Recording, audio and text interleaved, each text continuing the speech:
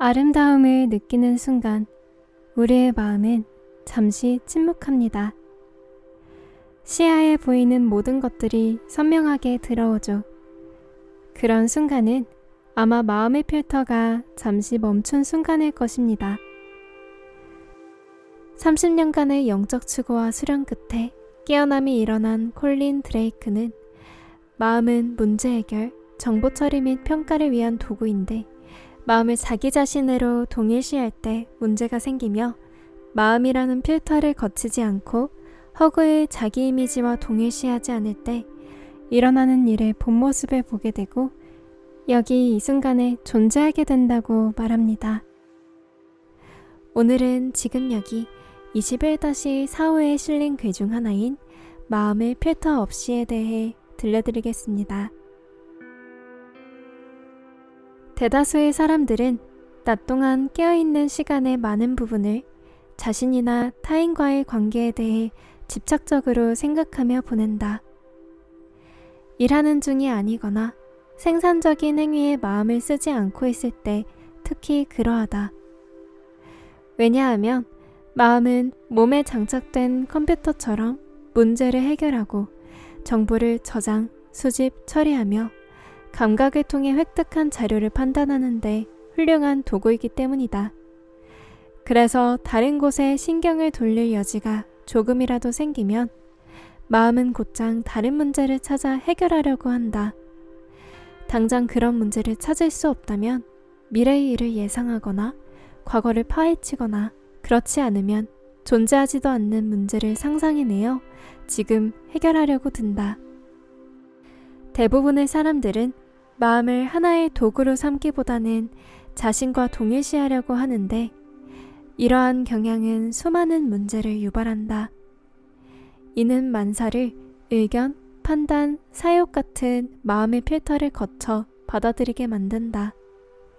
그리하여 사물을 그 본래의 모습으로 바라보는 것을 멈추게 되고 자연스럽고 올바르게 세계와 관계 맺는 능력이 경감된다. 만약 당신의 컴퓨터가 당신이라고 판단하고 인터넷에서 수집한 모든 정보를 자신의 독단적인 의견과 판단으로 물들인다면 어떤 문제가 발생할지 상상해보라. 당신은 그러한 정보를 받아들이지 못할 것이고 만약 받아들일 경우 그러한 정보를 토대로 내린 결정은 오류를 피하기 어려울 것이다. 위의 경우에서 당신은 분명 컴퓨터가 아니라 컴퓨터의 멀티미디어 기능이 제공하는 자료를 인식하는 자이다. 이처럼 우리에게는 마음이나 몸보다 근원적인 존재가 있으니 그것이 바로 이러한 자료를 지각하는 자이다.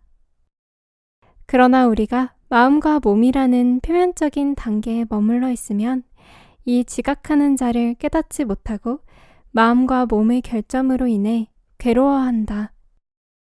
우리는 자신의 정체성이라는 개념을 확대하여 육체적 외양, 정신적 능력, 신분, 직업, 사회적 지위, 가족 환경, 야망, 희망, 두려움, 기억, 미래에 대한 전망으로 이루어진 자신에 대한 가상의 이미지를 만들곤 한다.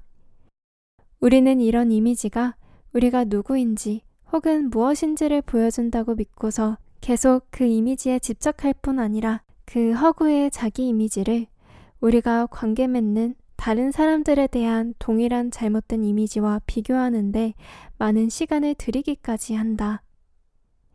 이런 가상의 개별적 자아에 대한 끊임없는 집착에서 벗어나려면 대상이 아니라 주체인 더 근원적 차원의 우리 존재와 관계 맺을 필요가 있다. 주체로서의 우리는 생각과 감각을 인식하는 파악자이다. 우리의 생각과 감각을 계속해서 인식하는 한 그러한 근원적 차원의 존재는 계속된다. 반면에 우리를 마음과 동일시하는 한 이러한 차원의 존재는 무시된다. 마음은 이러한 생각과 감각을 처리하고 이를 자신이 꾸며낸 허구의 자아 이미지에 결부시킴으로써 이러한 허상에 더욱 집착하게 되는 악순환에 빠지게 되는 것이다.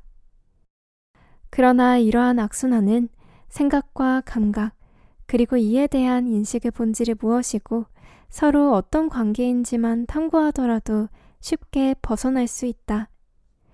완벽한 탐구가 이루어져 우리 내면의 최심층부에 도달하게 되면 우리는 생각과 감각의 파악자라는 사실을 발견하게 된다. 생각과 감각은 나타났다 사라지는 일시적인 현상에 불과하나 그 인지자는 그러한 현상에 어떠한 영향도 받지 않는다. 이는 마치 하늘이 흘러가는 구름에 영향받지 않고 바다가 수면에서 굽이치는 파도에 어지럽혀지지 않는 것과 같다. 이러한 깨달음, 즉 우리 스스로가 꾸며낸 분리된 자아를 초월하는 것이 이 글이 목표로 하는 바이다. 마음이 주인이 아니라 도구로서 그 본래의 자리를 찾게 되면 우리는 사태를 있는 그대로 바라보게 되고 자신의 더 근원적인 존재의 차원만이 아니라 우리와 관계를 맺고 있는 다른 사람에게서도 그러한 모습을 인식하게 된다. 그렇게 되면 우리는 자신에 대해 갖고 있는 이미지와 타인들에 대해 갖고 있는 이미지가 모두 환영에 불과함을 알게 된다. 이러한 보다 심층적인 단계에서는 우리는 타인에 대해 훨씬 더 다정하고 건전한 관계를 맺게 된다.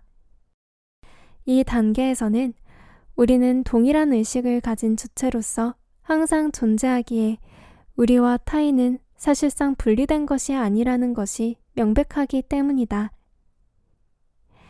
이 글은 믿음이나 상상에 대해 묻고 있는 것이 아니라 직접적인 탐구에 의한 발견을 다루는데 그러기 위해서는 생각과 감각 외에도 우리의 정체성을 떠받치는 모든 믿음 체계와 획득된 지식을 요구할 필요가 있다. 타당한 유일한 지식은 우리가 개별적으로 직접 경험한 것뿐이다. 직접적인 지식을 얻기 위한 가장 손쉬운 방법은 경험 그 자체의 본질을 탐구하는 것이고 그러기 위해서는 아무것도 믿지 않고 아무것도 모른다는 입장에서 출발할 필요가 있다. 의식 자체의 본질이 뭘까? 의식이란 모든 생각과 감각이 나타나는 스크린과 같고 마음은 여기에 관심을 집중함으로써 인식하게 된다. 예를 들어 당신이 눈을 뜨고 아름다운 광경을 바라볼 때 무슨 일이 벌어지는지 살펴보라. 눈에 들어온 모든 것은 즉시 의식에 떠오른다. 그러나 마음이 이것을 이해하기 위해서는 눈이 바라본 모든 것 중의 일부에 관심을 집중할 필요가 있다. 다시 말해, 마음은 이러한 작업을 수행할 때 의식에 떠오르는 감각이나 생각 혹은 정신적 이미지의 특정 부류에만 집중해서 처리한다. 허나 우리는 사태를 마음이라는 필터를 통해 보지 않을 때만 진정 사태를 본래의 모습으로 보게 되고 이는 마음의 활동이 멈춰질 때 가능하다. 예를 들어 아름다운 일몰이나 폭포 혹은 다른 놀라운 자연현상을 볼 때가 그러하다. 이처럼 누구나 삶을 살아가며 한 번쯤은 사태 본래의 모습을 일별한다. 이들 현상들은 별천지에 속한 듯 강렬하고 생생할 것이나 마음이 다시 작용하여 어떤 판단이 이루어지게 되면 모든 것이 정상으로 되돌아가는 것처럼 느껴진다. 사실 자연은 직접적으로 지각되었을 때 훨씬 더 생생하게 살아 움직인다. 우리가 의식 그 자체로서의 지각자에 동일시되는 만큼 사태를 그 자체로서 보게 된다. 질문. 저는 물질적 이원적인 세계에서 일상생활을 영위할 때는 비이원적 상태에 머물러 있을 수 없음을 깨달았습니다. 그러나 비이원적 상태가 존재함을 알고 있고 그러한 상태에서 일상생활의 관념들이 허상임을 파악하는 데에는 어려움이 없습니다. 즉, 그 두 상태를 손쉽게 왔다 갔다 할 수 있습니다. 영적인 상태에 머물러 있으면서 동시에 이원적인 일상세계에서 생활하는 것이 가능한가요?